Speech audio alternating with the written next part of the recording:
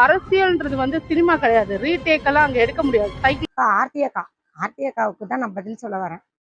Madam Aarthi மேடத்துக்காக தான்.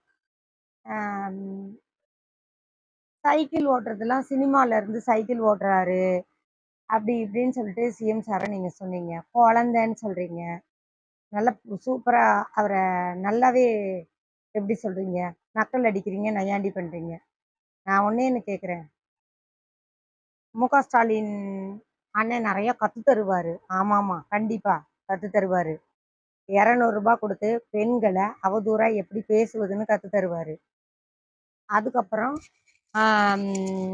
என்ன கத்து தருவாங்க, இவ ஒரு பொம்பளையே இல்ல அப்படின்னு சொல்லிட்டு வெறும் முக ஸ்டாலின் முகம் போட்ட ப்ரொஃபைல் போட்டோவா வந்து பேசுவாங்க. ஓகேவா? சைக்கிள் ஓட்ட தெரில, சைக்கிள்லே ஓட்ட தெரில. அதுக்கப்புறம் சைக்கிள் ஓட்டி அவர் சைக்கிள் ஓட்ட கத்துக்கிட்டாரு. வெயில் அவளுக்கு பத்தல. ஏன் வெயில் பத்தாம அவர் வந்து ஐயோ வெயில் என்னால தாங்க முடியல அப்படின்னு சீன் போட்டுக்கிட்டு என்னைக்காவது பிரச்சாரத்துல இருந்து பாதியில இறங்கி போனாரா சிஎம் சாரு, விஜய் சாரு?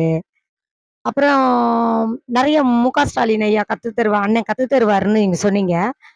அவரு சொல்றத கத்துக்கிட்டா சிஎம் சாரை யாருக்குமே பிடிக்காம போயிடும். எப்படின்னு கேளுங்க, கை கொடுக்க வரவங்கள கைய தட்டி விட்டுட்டு அப்படியே அவருக்கு யாரு டீசெண்டா இருக்காங்களோ அவங்களுக்கு கை கொடுத்துட்டு போறாரு பாருங்க முக ஸ்டாலின் ஐயா. அந்த மாதிரி கத்து கொடுப்பாருன்னு சொல்றீங்களா? ஓ அதானா, எங்களுக்கு தெரியல.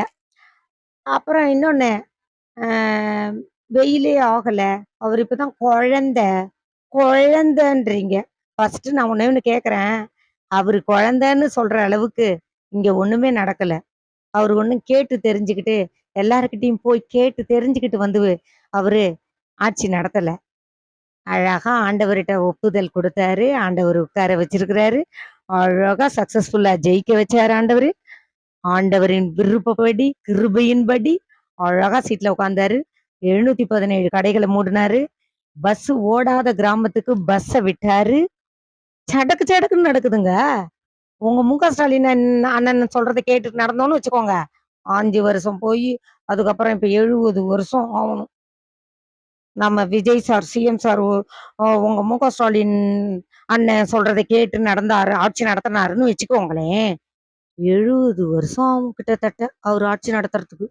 முறையான ஆட்சி, நல்லாட்சி நடத்துறதுக்கு 70 வருஷம் பிடிக்கும். ஆர்த்தி மேடம், உங்களுக்காக தான் சொல்றேன். கடவுள் அவருக்கு கொடுத்திருக்க ஞானத்துல அழகா நேர்த்தியா நேரான பாதையில சக்சஸ்ஃபுல்லா போயிட்டு இருக்குது. உலக மக்கள்கிட்ட போயிட்டு கேட்டு தெரிஞ்சுக்கோங்க எப்படி ஆட்சி நடத்துறாருன்னு. சின்ன வயசு சின்ன பையனா இருந்தாலும், நீங்க சொன்ன மாதிரி குழந்தையா இருந்தாலும் சூப்பரா அவருக்கு இருக்கிற அறிவு, ஞானம், புத்தி எல்லாமே வேற லெவல். அது மட்டும் இல்ல, நீங்க என்ன சொன்னீங்க, குழந்தை அவரு கத்துக்கணும் முக ஸ்டாலின் ஐயாட்ட அண்ணன்ட்ட அப்படின்னீங்க. உண்மைதான், குழந்தைங்களுக்கு எப்பயுமே மெமரி லாஸ் ஆகாது. வயதானவர்களுக்கு ஒரு பொருளை எங்க வச்சோன்றது கூட மெமரி லாஸ் ஆயிடும். வயதானவர்கள் தான் சிறு குழந்தைகள் தான். பைபிள்லயே ஒரு வசனம் இருக்குது, நீங்கள் சிறு பிள்ளைகளை போல் ஆகாவிட்டால் அப்படின்னு இருக்குது. ஆர்த்தி மேடம், நீங்களும் கிறிஸ்டின் தானே, தெரியும்னு நினைக்கிறேன் உங்களுக்கும். குழந்தைகள் போல் ஆகாவிட்டால் அப்படின்னு இருக்குது வசனம். அதுக்கு அர்த்தத்தை பார்த்து தெரிஞ்சுக்கோங்க. அவர் அழகா கடவுள் நடத்துதலின்படி அழகா ஆட்சி நடத்துறாரு. அருமையான ஒரு சின்ன குழந்தையா இருந்தாலும் அற்புதமா அளவுக்கு அதிகமான காரியங்களை மக்களுக்காக, யாருக்காக, தன் குடும்பத்துக்காகவோ தன் சுயநலத்துக்காகவோ தாம் பேரு புகழ் வாங்கணுங்கிறதுக்காகவோ அவர் செயல்படல. நீங்க ஒண்ணு சொன்னீங்க, கட்சியில எப்படி ஆட்களை சேர்க்கறதுன்னு. அவர் அப்படி அலையலைங்க மேடம், அவர் அப்படி அலையல. அவர் அப்படி அலைஞ்சிருந்தாருன்னா ஆட்சியில உட்கார்ந்து இருக்கிறவங்களே, லஞ்சம் வாங்குறவங்களையே ரிமாண்ட் பண்ணி உள்ள அனுப்ப மாட்டாரு, சீட்டை விட்டு காலி பண்ண மாட்டாரு. இத புரிஞ்சுக்கிட்டு பேச வாங்க. என்ன ஏதோ ஒண்ணு, இப்ப கூட நடுவுல யாரோ சொன்னாங்க, திமுகவுக்கு சப்போர்ட் பண்ணா 5,00,000 என்னமோ ஏதோ ஒண்ணு சம்திங் குடுக்குறாங்கன்னு கேள்விப்பட்டாங்க. நாங்கல்லாம் காசே வாங்காம உண்மைக்கு மட்டும் தான் போராடுறோம். இதுவும் கடவுளால வர ஒரு கிருபை தான். கடவுள் கிருபைன்றது ஒரு இரக்கம். கடவுள்கிட்ட இருந்து கிடைக்கிற ஒரு இரக்கம்.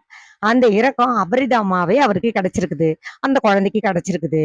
அந்த குழந்தைய தேவன் அற்புதமா வழி நடத்திட்டு இருக்காரு. அவர் வழி நடத்துதலின்படி அவரும் அருமையா ஆட்சி செஞ்சுட்டு இருக்கிறாரு. ஓகேவா? நீங்க யாரும் பேசி பேசி டிஸ்டர்ப் பண்ணாதபடிக்கு மிக ஜாக்கிரதையா எச்சரிக்கையா இருங்க. அப்புறமா ஐயோ! அவர பேசிட்டோமே! அப்படின்னு நீங்க தான் கன்னத்துல கைய வச்சுட்டு உட்கார்ற நிலைமை வந்துரும். பார்த்து நடந்துக்கோங்க.